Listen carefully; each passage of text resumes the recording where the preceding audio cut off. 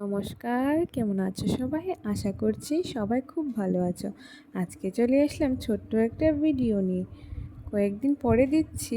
চলো রান্নাঘরে যাওয়া যাক। এখানে আমি কিছু ডাল কিছুক্ষণ সময়ের জন্য ভিজিয়ে রেখে দিয়েছি।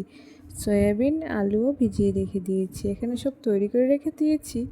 কিছু কুচনো টমেটো, এখানে কাঁচামরিচ, আদা, রসুন পেস্ট নিয়ে নিয়েছি, একটু জিরেও দিয়ে দিয়েছি।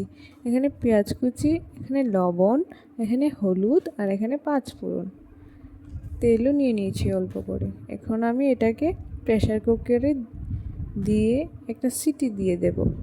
বেশি নরম করা যাবে না, মোটামুটি। লবণ দিয়ে দিয়েছিলাম। কিছুক্ষণ পর ঢাকনা খুলে নামিয়ে নিয়েছি। আগে থেকে একটু সেদ্ধ হয়ে গেছে। এখানে আমি এটাকে আরেক জায়গাতে রেখে কড়াইটা গরম করে নিব। তারপরে অল্প পরিমাণে তেল দিয়ে এটার মধ্যে পাঁচফোড়ন দিয়ে দেব। এটা একটু লাল হয়ে গিয়ে পেঁয়াজগুলোকে দিয়ে দেব। এগুলিকে একটু লাল করে ভেজে নেব। তারপর আমি সেই রসুন, আদা, কাঁচামরিচের পেস্টটা দিয়ে দেব। এটার মধ্যে কিন্তু আমি আগে থেকে একটু জিরে দিয়ে দিয়েছি। এগুলোকে ভেজে নিয়েছি। এখন কুচনো টমেটোটা দিয়ে দেব। এটাকে ভালো করে নেড়ে একটু হলুদ দিয়ে দেব। মিশিয়ে নিয়ে একটু লবণও দিয়ে দেব এটার মধ্যে। লবণ দিয়ে ভালো করে মিশিয়ে নেব। তারপরে সেই সেদ্ধ ডালটা, আলু আর সয়াবিনটা ঢেলে দিয়ে ভালো করে নেড়ে নেব।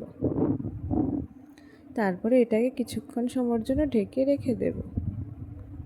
তারপর অনেক সময় পরে উঠিয়ে দেখে নিচ্ছিলাম ভালো করে সেদ্ধ হয়েছে কি না, আর মশলা ভালোভাবে নেড়ে দেখে নিচ্ছিলাম। আগে থেকেই সেদ্ধ করার সময় যে জলটা দিয়েছিলাম আমি আর জল দিইনি। একটু গরম মশলা দিয়ে আলাদা পাত্রে নামিয়ে নেব। ওপর থেকে ছোট্ট একটা এলাচি দিয়ে নামিয়ে নেব। রুটির সাথে খেলে আরও ভালো লাগবে।